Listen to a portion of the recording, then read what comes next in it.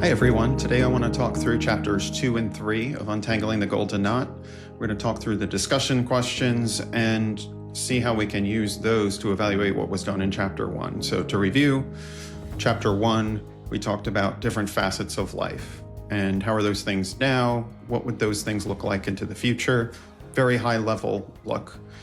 When I showed the examples, we went a little bit under the hood and started talking through some of the details.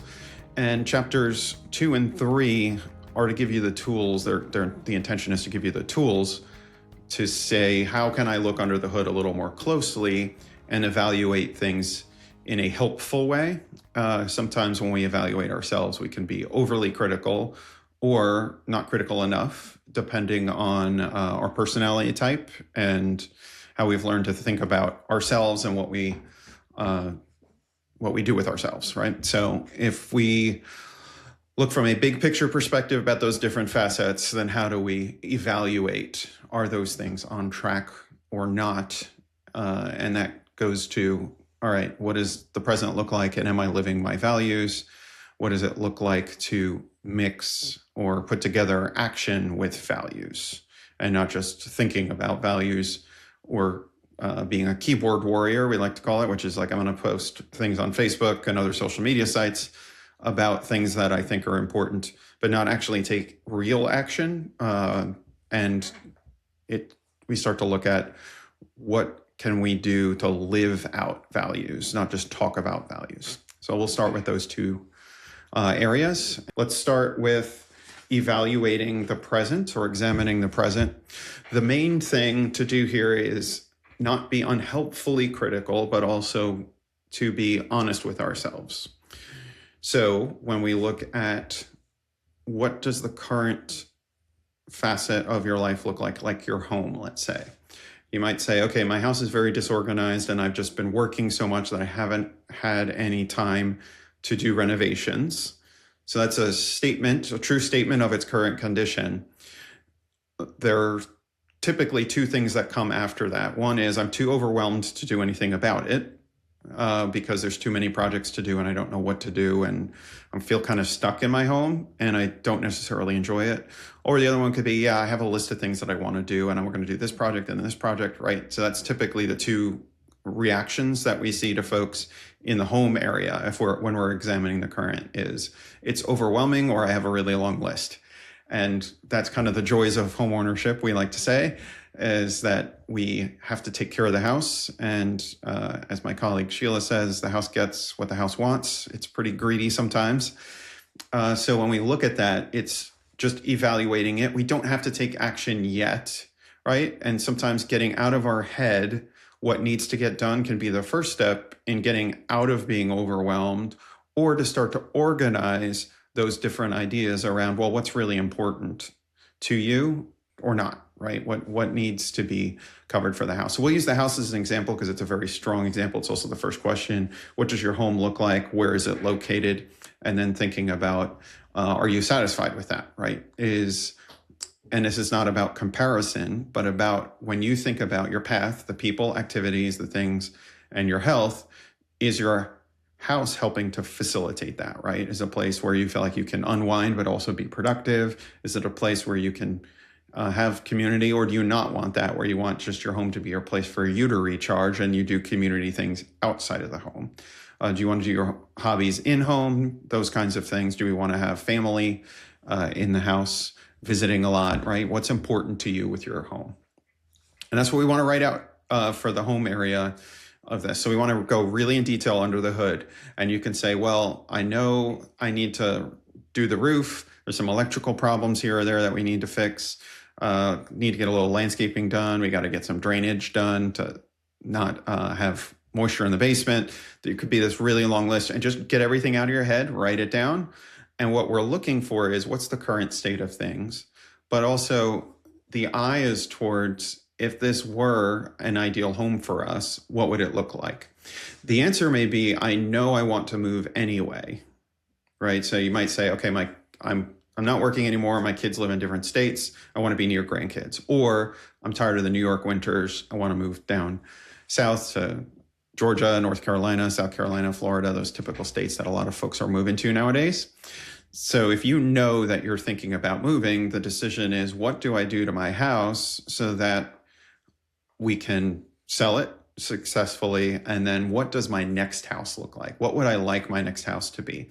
And we start with, well, how close do you want to be to relatives? Do you want a walkable town? Do you want to be more out in the country? Do you want to live in the city? Right. So we start from high level and start working down to details. How many square feet do you want? What's the kitchen layout like? Do you want an open floor plan, something more closed off so that you can have guests in one room and they don't hear when the dishes are getting done, right? So all those kinds of things. Do you need to work from home still or do volunteer activities from home so you need an office? These are the kinds of details we want to work through in this section for the home. Let's look at the next question. We have, how's your health? So this can be very critical for a lot of clients where they just say, well, I need to eat right and work out more. That's what every single person says, including me, because that's kind of the state of our society and how we live as Americans now. So that is true, but also somewhat unhelpful in that we need to go beyond, oh, I need to do this and I should do this, to, if I were doing this, what would it look like? So instead of saying, I just need to find a diet or I need to find an exercise program, that is a step that needs to be done. But let's go bigger picture. If I were a healthy person, what would I be doing? And then start to imagine yourself as a healthy person, right? And then start to say, okay, if I were healthy, I would probably eat more vegetables and less carbohydrates. And what does that look like? That would say, all right, when I have a meal, I'm now going to cook 2 vegetables and a smaller portion of carbohydrates and maybe more protein, lean proteins, right? So this is the step you're taking when you say, okay, what does a healthy person do? I'm going to do that, rather than, oh, I should cook better. Right. So it's imagining yourself as a healthy person. This tends to create more positive outcomes in habit formation and also in changing lifestyle. Is, if I were this particular thing, what would I be doing? And then start to exhibit those behaviors. This gets us away from yo-yo diets and fad workout equipment and short-lived activities, and instead gets us more towards, what does a healthy person consistently do? And it's generally, we eat in a healthy manner consistently all the time, not just go on a diet, try to lose weight, and then the weight drops off and then we add it back on, which is usually what happens with most diets, particularly ones that are difficult to live with in the long run. Staying with a diet that's sustainable is better for you over the long run than just dropping weight and then adding it back and then dropping it and adding it back. That's more stressful on the body. So let's think about health. Do we have medical appointments we've been pushing off, right? When we hit certain ages, we're supposed to get certain medical appointments done, whether it's colonoscopies, or get PSA levels, checks, mammograms, those kinds of things that we maybe have been putting off because we're too busy. And some of this is, particularly if you have family history of these issues, you may be avoiding it because might be a little nervous about knowing answers, right? So a lot of medical conditions now can be treatable if caught early. So we need to instead focus on, how can I engage with my health in a healthy way early, right? In a helpful way, let's say, earlier, and not wait until there are problems that have already popped up. So preventative medicine tends to be a little better for us in treatment outcomes than if we're caught behind the 8 ball with medical issues. So the health usually for most people will be their nutrition, their exercise, catching up on medical appointments, and then also making sure that you're following medication guidelines and things that have been prescribed. Most people do not follow their prescribed course of medications, whether it's short or long-term, or they'll go on and off medications without assistance of a doctor. So this is you seeing your doctor as a team member, and how can they help you improve your health over time, and not just see it as okay, I'm going to take a couple of pills, and when I feel better, I'll just stop it, even though the course is, a week or 10 days, right? This is very common, and not taking things as prescribed is sometimes one of the reasons why we'll have rebound issues with certain health outcomes. So really important with health to say, okay, what am I doing? What is going well? What could I improve? And another tip for the health area is, was there a time in the past where you felt you were taking good care of yourself from a health perspective? What did that look like? And can we insert some of those things now? I will give a warning for those of you who are thinking, oh, I will just fix all of this after I retire. Sometimes there is a sliding date for when you retire, right? There may be things at work or in your life where you think you might retire in 6 months, but it might actually be 18 months, or you'll have what I call the rolling 5-year retirement, which is I'll retire in 5 years. And they keep saying that every year for the next 5 to 10 years. So waiting to fix health issues until retirement can be helpful to do, but often we're delaying it and sometimes making it more difficult to make those transitions later, particularly with exercise, starting as early as possible before we lose a lot of muscle mass or bone density and those kinds of issues. Starting as early as possible is really important. And that's where later in the book we'll talk about delayed gratification is one of the ways to build wealth, but it is also one of the ways to live a life that is more difficult than it needs to be, and a way of having to pay the piper later, right? Where you defer some things that you should be doing, and you keep deferring and then never get around to it. And then it may be a little too late with some of these health outcomes where if we had just started a little earlier, it would have been better for you. So that's where we're saying, what can I do today with my current situation with health? Right. And seeing that as a transition point, and where we just don't say, okay, retirement's happening here, I'm going to change my whole life when I retire. Let's start changing small things now and build towards that. And that way we have a running start. It's kind of like getting launched off an aircraft carrier. We need to have a little assistance they have these catapults that help throw the airplane off the end of the aircraft carrier so it can fly. We want to have some momentum going forward before retirement. Otherwise, sometimes we get to the end of the aircraft carrier and say, oh man, I don't have enough speed. And then there's some water below that we'd rather not stick an airplane into.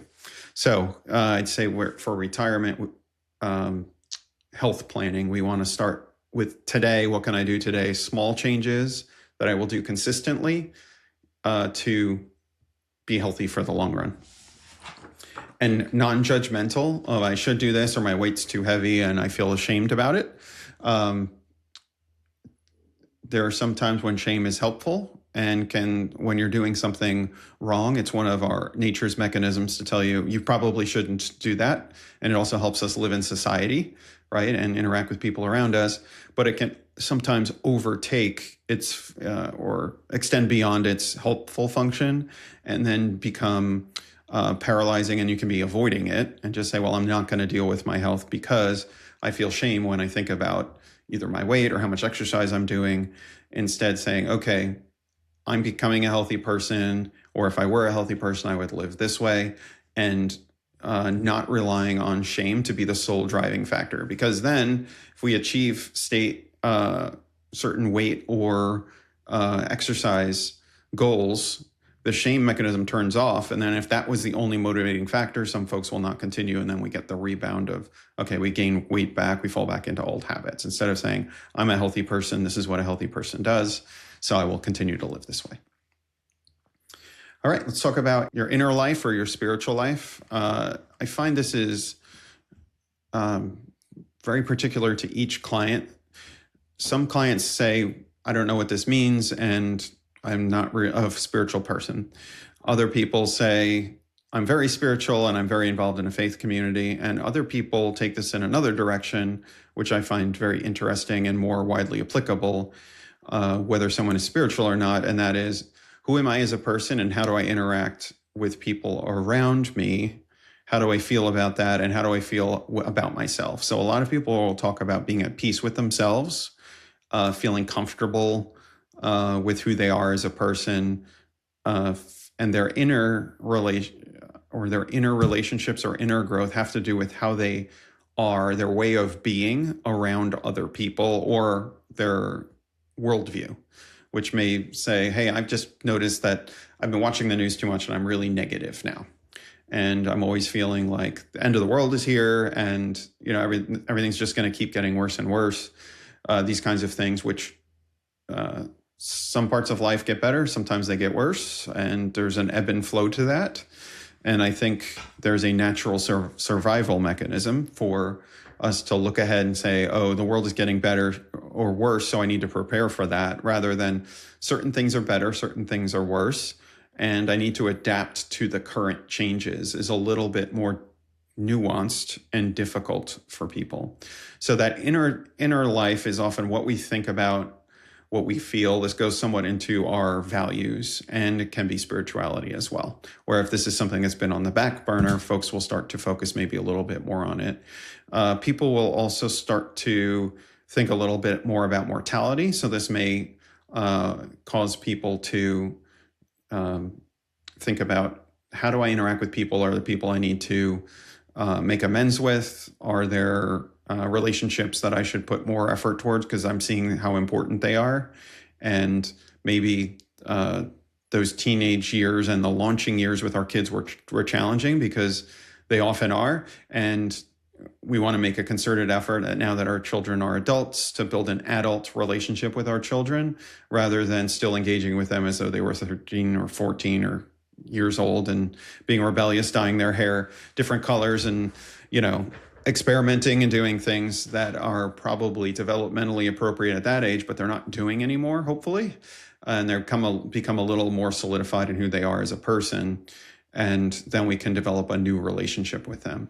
So that's what a lot of folks will focus on with their inner growth and spiritual growth. And you see what is a fit for you.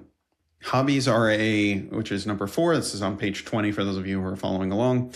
Hobbies are really important in retirement in that they keep mental activity going, and also sometimes physical activity in retirement, which mental activity, keeping that going, causes us not to have a big drop off after we're working, and then all of a sudden I don't use my brain anymore. And there are studies that say, all right, we should continue to use our brain. It helps to stave off things like Alzheimer's and other memory loss conditions if we're using our brain on a consistent basis and challenging ourselves and being open to new things, right? And seeing this as an opportunity as life is changing and there's transitions to try new things, think through new things, and also stay physically active. The nice thing about hobbies is it can involve community, which is a good thing to get you out of the house and not necessarily sitting all the time, right? Get some motion in there for certain types of hobbies, even if it's just walking or meeting some friends to, go on a bike ride or something like that. And then let's talk about important people in your life. Who's connected in your community? What are your relationships like? And what is the quality of those relationships?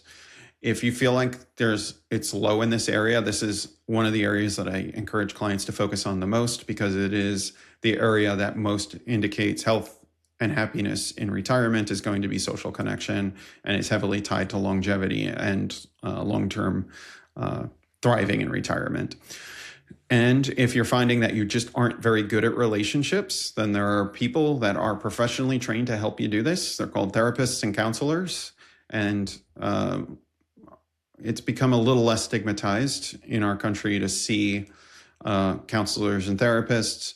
For younger generations, sometimes older generations still have some of the stigmas that you only go to therapists or counselors if you are crazy or if you have severe issues.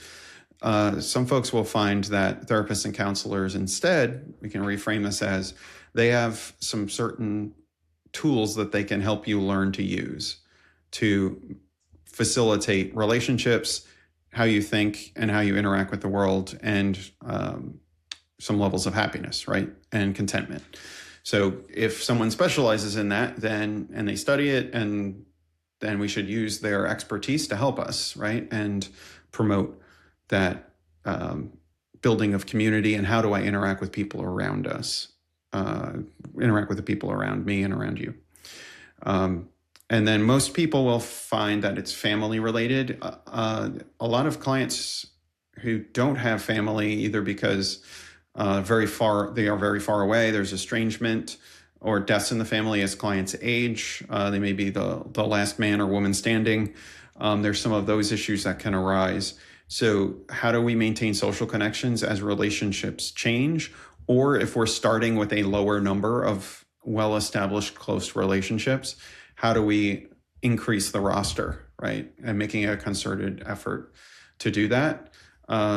If people don't have children or grandchildren, sometimes there can be a bit of a vacuum for who's going to help me, who could take care of me, who do I trust if I have a health issue. This is going to be addressed a little later in the book, but it's important to start thinking about this now because relationships take time and commitment, and consistently being around others is one of the best ways to build relationships. Just being there is one of the best ways to do it. Are there things you're particularly passionate about is question 6. And there may be things that you've always been very interested in and are passionate about, and you've never had the opportunity to try. And we can try things on for size in retirement. It's really great. We can try new hobbies. We can meet new people. There can sometimes be a little too much newness. So I would pace yourself with this and prioritize certain things, because some folks will get a little frantic and be trying a lot of different things, but because everything is so new, they never settle on anything that's good. So sometimes you got to try something a few times, see if you really like it, and then you can transition to other activities if you find you don't like it, or you were passionate about it, about the idea of something, but not particularly interested in actually participating in it. So let's say dog walking at the shelters, for one. It's very loud. You get some very dogs with behavior issues, and it's not always the cleanest environment. There's smells, there's rules about how to be safe, right? This may be a little bit more than people bargained for. So they say, okay, doing this at the shelter isn't great for me. I'd rather do fundraising events where they just hand you one of the calmer dogs and you just hang out with a puppy for a day, right? And this is the way that you can participate in something that you're passionate about, which would be making sure that animals are well cared for, right? So sometimes we got to look under the hood about why are you passionate about it, and not get too wrapped up in the specific one activity, and instead find adjacent activities for that particular item that you're passionate about. And we'll talk a little bit more about that in chapter 4, which talks about finding golden opportunities, right? Or activity gold, as I like to call it, which is those activities that really scratch an itch for something you're passionate about and also help facilitate multiple other areas of health and thriving for you. And the last question in this chapter is, what's working for you in your life now and what isn't, right? So if you think about how you spend your time in your day, you might say, all right, I'm working too much, and because I do that, I don't eat well.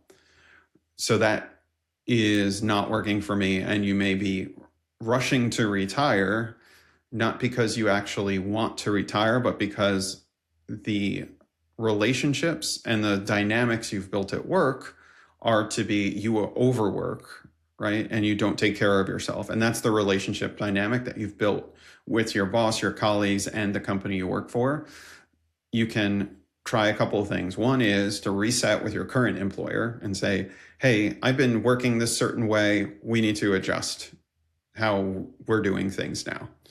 And then this might be able to extend working, because some folks want to keep working, but they just can't do it at their current job because the pace and the dynamics you build with your work are not sustainable, right? And we often can blame our work environment for putting too high expectations on it. But sometimes when we step up and say yes to every opportunity to do something at work, sometimes we need to say, I'd like to help, but I need these resources, or I'd like to be part of the team that does this, rather than always taking on work yourself. So there's a balancing act and sometimes a reset that needs to happen. There may be times where it's too difficult to reset and the dynamic is so embedded that we can't adapt at the current work, right? So then you may have to say, hey, maybe instead of retiring, maybe I'll just find a different job at a different location, take a different role within the same company maybe, or an adjustment to what we're doing for work, right? Or it may just say, hey, rather than going home after work and just picking up fast food on the way home and then just watching movies for the rest of the evening, on the way home from work, I'm going to go by the gym, just walk on the treadmill for 20 minutes. right? And just start that, or 15 minutes, whatever it is to start a good habit. Then we will have, maybe on Sunday, I'll do a little bit of meal prep. So that way, if I'm really tired, I don't have to cook and something can just be reheated if necessary, right? So we're starting to think about what is and isn't working, and are there ways to make adaptations. One of the biggest issues I think people face is when they do not feel that they have agency, which is that they can speak up for themselves and make changes, right? That they would rely on other people to make changes, or the system needs to change. Sometimes the system absolutely does need to change. However, if you are just waiting around for systems to change or things around you to change, sometimes things take generations to change. And you may be waiting till long after you're dead for something to change. So we will have to see, is there a way that I can take back agency and take back some control and some authority over my own life, right? And say, what can I make changes about in these different areas? So as we evaluate what is working, what isn't working, are you spending too much time doing mundane chores? Where if you, pay a housekeeper once or twice a month to come in and deep clean the grout in your bathroom might be save you tons of time, because they can do it with their steam cleaning equipment much faster than you can. And then it gives you enough energy to do some other things that would be more meaningful to you. So these are the kinds of things we think about. What is and isn't working, and are there some ways that I can think about adding agency to these decisions? So let's transition to the next chapter, which is aligning values. I call the chapter Aligning Action with Values, Making Every Moment Count, or at least most of them, right? We can't always be living on mission every second. There needs to be times of relaxation, recharging, right? And then going back to what we feel is purposeful. One of the issues that psychologists and sociologists are talking about now is people feeling a lack of purpose in life is becoming more prevalent, and it's affecting people's mental and physical health. And sometimes we don't have alignment with what we feel is valuable and important, and that can lead to dissatisfaction with life. So what are values are some of the questions, right? What are deeply held beliefs that you feel what do we use the word value, that there is something that needs to be exchanged, right? Values usually, why do you need to know the value of something? It's because an exchange has to happen, right? If you need to know the value of a home, get it appraised so you know what are you going to buy the house for, because you're going to exchange money for that. If you go to work, you're going to exchange time or energy and attention for money. If you go to the store, you exchange money for the value of your groceries. So values are going to be concepts, right, or deeply held beliefs for which we make exchanges. And those exchanges may be, it's important to be a truthful person, right? And then therefore you decide not to cheat on your taxes. You may pay more taxes than someone else who is cheating on their taxes until they get caught, right? And then they will pay heavily for that, sometimes with jail time even, right? So there's something that you're exchanging. You're saying it is worth it. There is value in being honest. So therefore I'm willing to make sacrifices or to exchange financial assets, attention, energy, time, personal interaction with these things. And one of them may be, let's say, family, right? So family could be a value of building close, strong knit families may be important. So what's the value of that? The value is I need to set aside time and maybe not work as much so that I can spend more time with family. Or the time I spend with family needs to be more concerted and quality time, doing something interactive, not necessarily just being around in the same room on your phones. Sometimes that's fine. And sometimes we need to make a more concerted effort to engage with family. And we're sacrificing time on the phone, right, for something that we consider to be of higher or equal value, right? One of the issues with identifying values is which ones have higher or lower value to us, and does it supersede the other thing that I'm exchanging for it, right? So Is the highest value being a good worker and being a good provider for family and making sure that your family is financially secure? Is that a very high value? If it is, then you're willing to sacrifice other things in order to achieve that. So when we look at the questions about aligning for values, what do you find are your core values?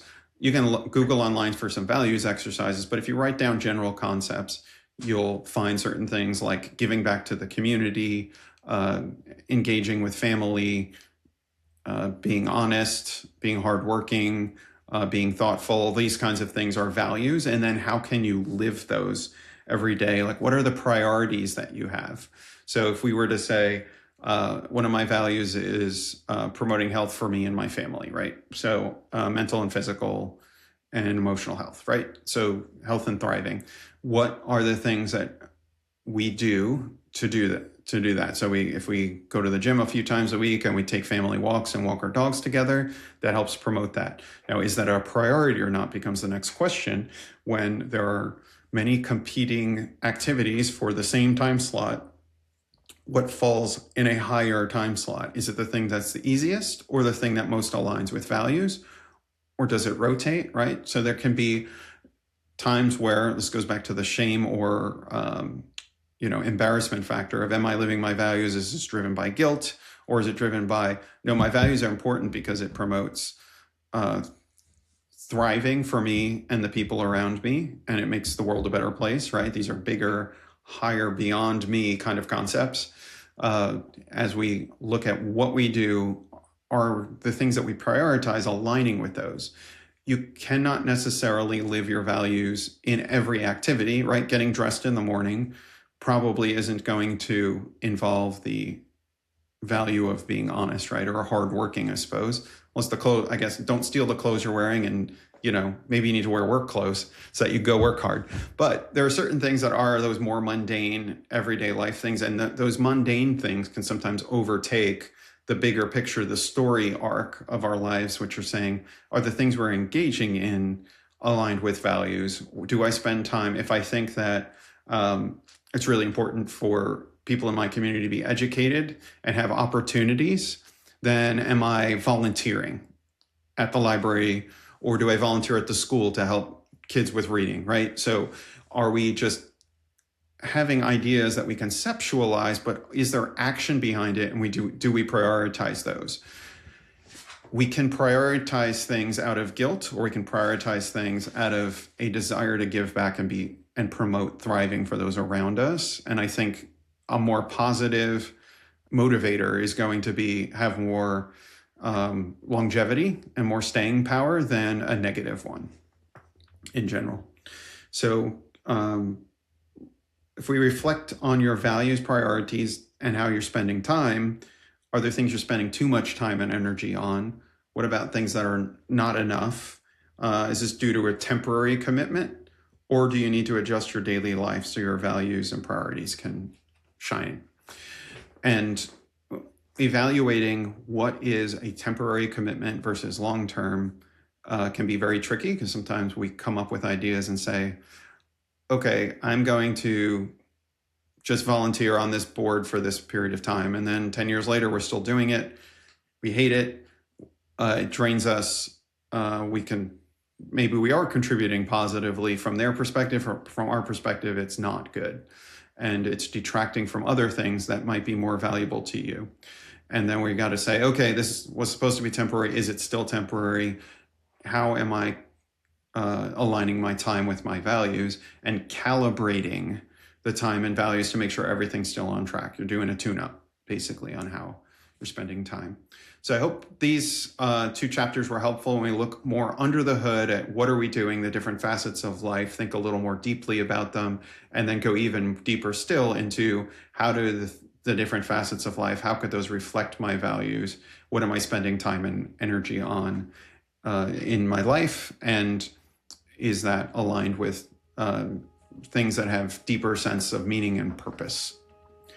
And the next chapter we'll go through is planning for things that you're passionate about and looking for activity gold that can really be helpful in multiple facets of life. And that's what we'll cover on the next episode of the podcast.